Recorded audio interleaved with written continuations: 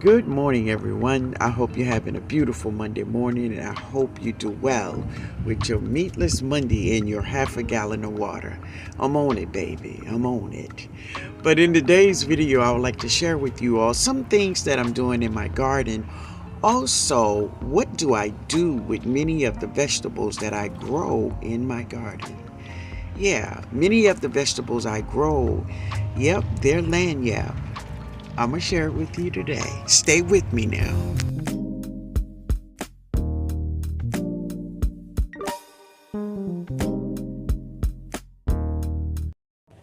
So this is what I'm going to drop today. It is spinach strawberry. I purchased this at the beginning of this year or the end of last year. I did drop some last year, but it was a no-show, y'all. So we're going to do it again. Yeah. So I dropped it here in this little hanging Dollar Tree container, and we're going to see what she do. But this is it.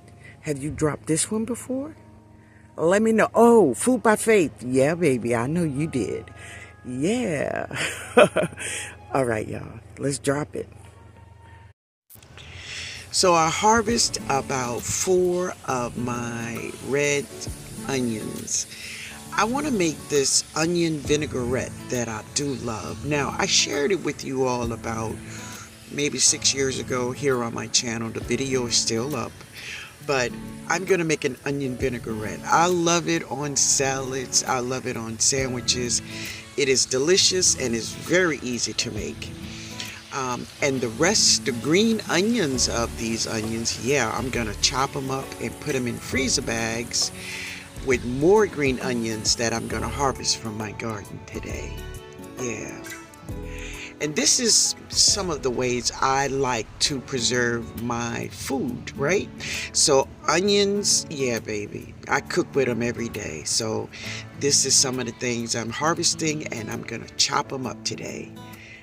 And yeah, I'm going to get more of these greens because I want these today. So this is my first stop this morning with these prickly pear cactus flowers. But I noticed something about them is that their petals is closed up to the middle of the plants. Now, I've seen many plants do this. They close up at night to protect themselves from the night air, the coolness. Sometimes when it's cool at night, yeah, that's what they do. They close themselves up. Now, this is called tnog. That's what it's called. Go on, Google me, baby. Google me. I noticed it with many other flowers and vegetables. Calendulas do this also. I've seen them do this.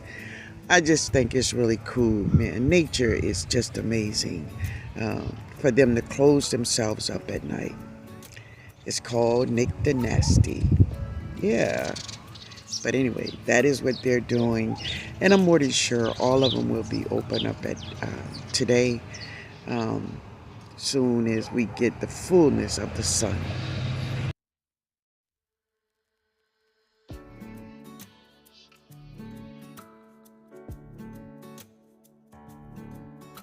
All right now, y'all. All right. This is amazing. So many of the flowers are blooming now in the garden. So it's cool. This is my mountain Greek mountain mint. Yeah. Now that, no. That's a black eyed Susan. This is Greek mountain mint. I'm gonna take a few of these petals because I'm making some mint tea.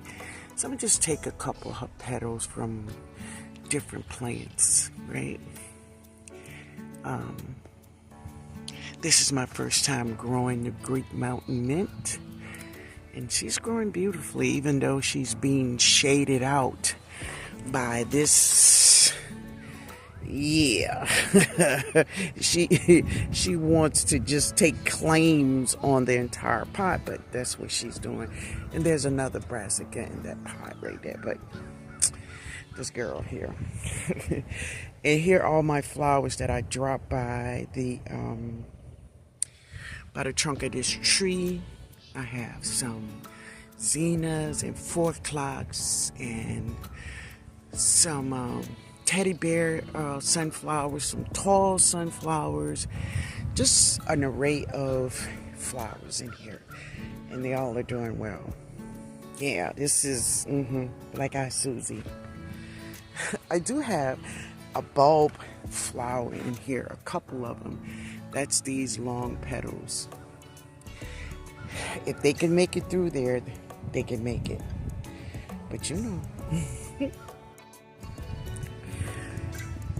So I'm over here by my corn, y'all. That's it. It's really doing good. But I wanted to share this tomato plant. Now, she was a volunteer. She just jumped on up in here. Yeah. So I'm letting her stay. She have flowers. Let me share. So I brought you over here because I wanted to share this with you. I think I shared it last season, but I want to share it again. So here's my flowers on my tomato plant. So if you've been around my channel, then you know that I am not that gardener that labels everything, and I do not. And no, I'm not going to start. But anyway, this is the thing I want you to know about tomatoes. When you look at your tomato flowers, say for instance, your labels got mixed up. So if you have big flowers, if you have a tomato plant with big flowers, it's a big tomato variety, right? If you have small flowers, it's a small variety, like a cherry tomato or a chocolate tomato, or maybe aroma or something. But it's small. It's not like one of those beefsteaks or something. So this is not a huge variety of a tomato plant because her flowers is not that big, right? But she's doing really good. I fed him. I gave him some 511 and super juice today. Everybody got some 511 and super juice today, right? So, but I wanted to share that with you all, that if you look at your tomato plants, you have big flowers, you have a big variety. Small flowers, yeah, small variety. Yeah, but anyway, she's doing good. But let me share with you all some things that's happening with my watermelon. Check it out. So this is my watermelon little garden bed. Thank you to Growing Out the Box. This is one of 3 that he sent to me. But in here you see I have cantaloupes and watermelon. There's muskmelon, banana melon, honeydews. Yeah, all of those. And of course, I did not drop these here. No, they're just volunteers, zinnias, but that's okay, baby. Y'all can stay. Y'all can stay. And there's so many of them coming up. They're blooming everywhere. But this is what I wanted to share with y'all. Y'all see that? The girl she rolling out of the bed, baby. Yo, she getting out of the bed. I am excited. And as you can see, she have flowers.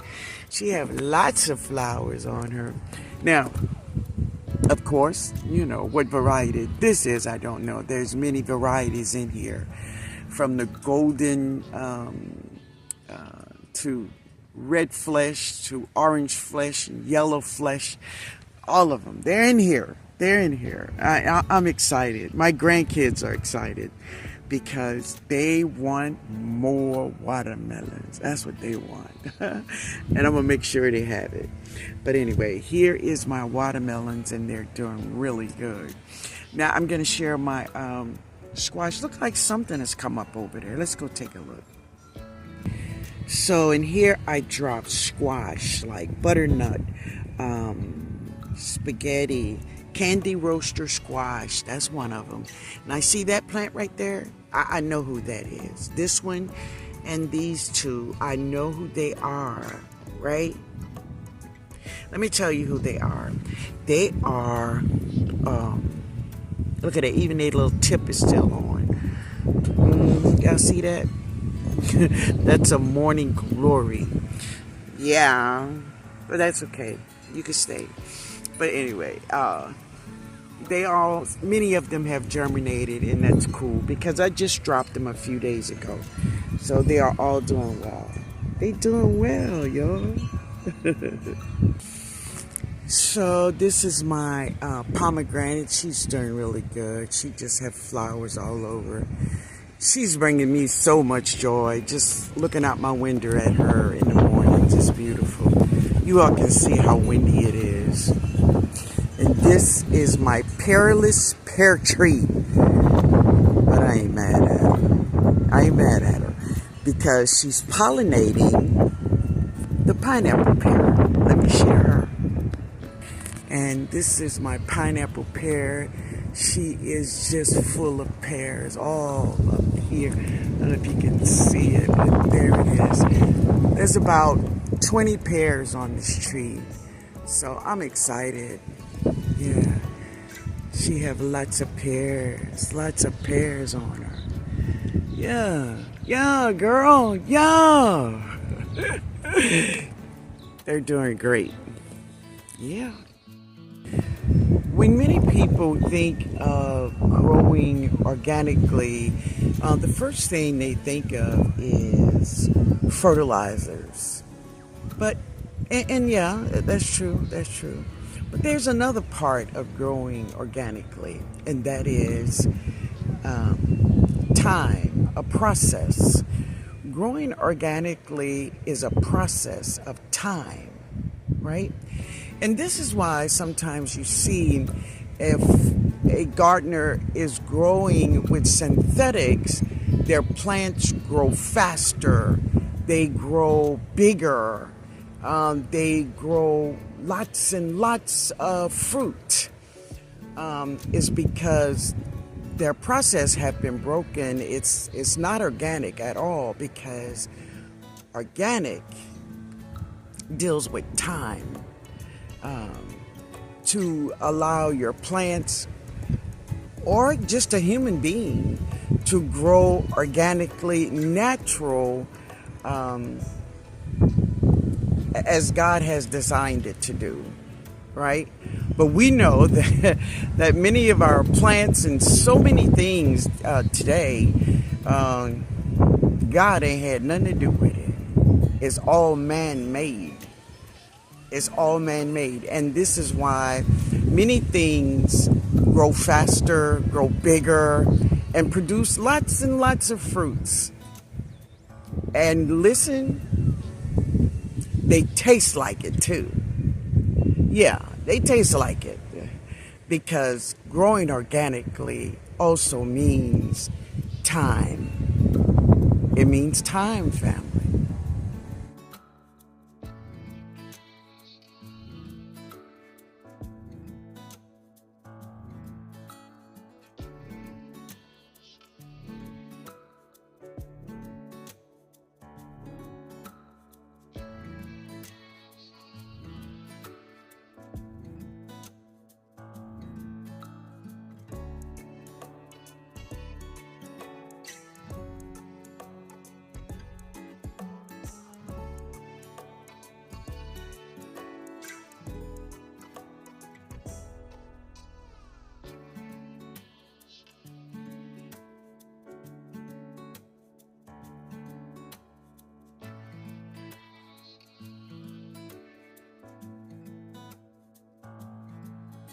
So I'm about to give everybody some water,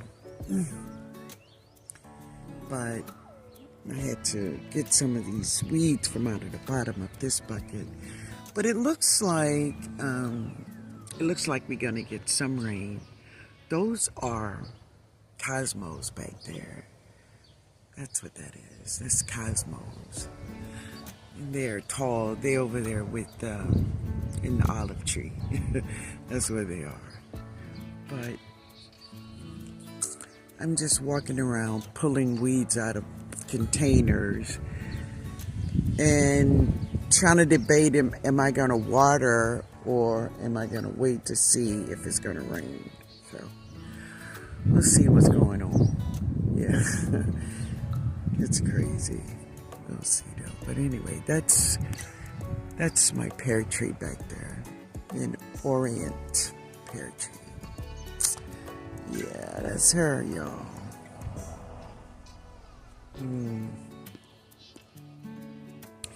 So this is my first bag of white potatoes. See the flowers, but look. Yeah. All crumbly up and dying. So what I'm thinking about doing is just harvesting these potatoes. This is the other bag. She's doing good. She do have flowers, but let me see. Let me do a little investigating here. I don't know yet, but well, we will make a decision. I will. But I'm looking at my blueberries, and y'all, look at that. Josh gotta come on. He gotta come on. There's more here and there. I'm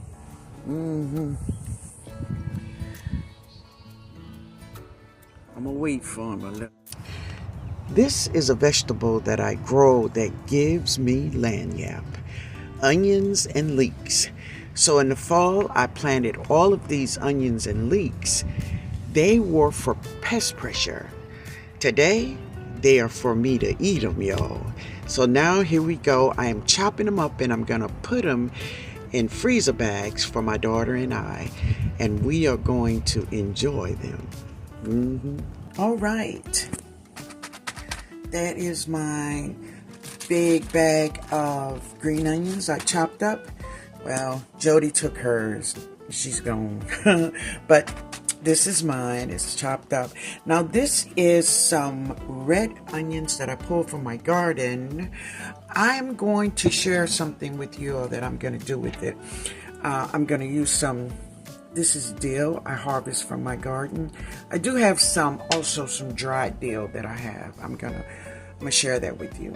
And this is tea that I made from many of the mints that I grow. Also, the Greek mountain mint. Yeah, right here. I use some olive leaves. This is the tea I made from my garden using not only mints, but I also use leaves from my trees, like the olive tree, and I used my mandarin orange tree and lemon tree leaves. Yeah, and it's really delicious. Now, with this red onion, I'm gonna share a onion vinaigrette that I do, okay? I'm gonna share that with you. But I'm gonna cut this up, and this is from those onions, and I'm gonna put it in that bag. And we gonna eat them. Yeah. This is my tea. It's delicious, y'all. It's delicious. So this is my onions I'm chopping up, and I'm getting ready to make my vinaigrette. Check it out, family.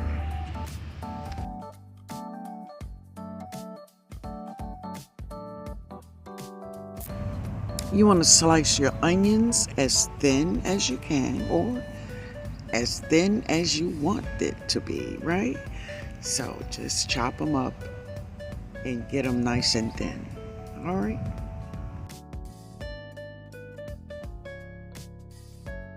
All right, so I got my onions chopped up. This is 2 garlics that I grew also in my garden, right? All right, so I'm just gonna rough chop these up because, you know, it don't matter if they're really tiny. It depends on what you like, baby. It depends on what you like. So I'm just gonna chop up these 2 cloves.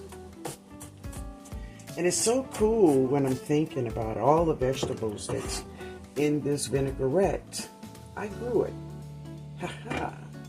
So cool. So now what I'm gonna do is I'm just gonna take everything and put it in this jar. Whoa. I could have got my little funnel there, but no, let me get it in there. All right, so everything is in the jar. This is some dill that I grew in my garden. I harvested June 23rd. How about that, y'all? Now, you can put dill in here, whatever kind of seeds you like, you know. You can put some mustard seeds in here, whatever you like. I like the dill. And this is bay leaf from my tree. Yeah, this is from my tree. And I'm just going to put 2 bay leaves in here. I was going to go out to the yard and get a fresh bay leaf, but it's raining. And I can hear my nephew saying, "Get out of that rain." But anyway, this is the way it looks so far. And now I'm going to get some vinegar. So this is the brine I'm using. It is 1 cup of vinegar to equal parts of water, right? 1 and 1. So I'm just going to pour that in here.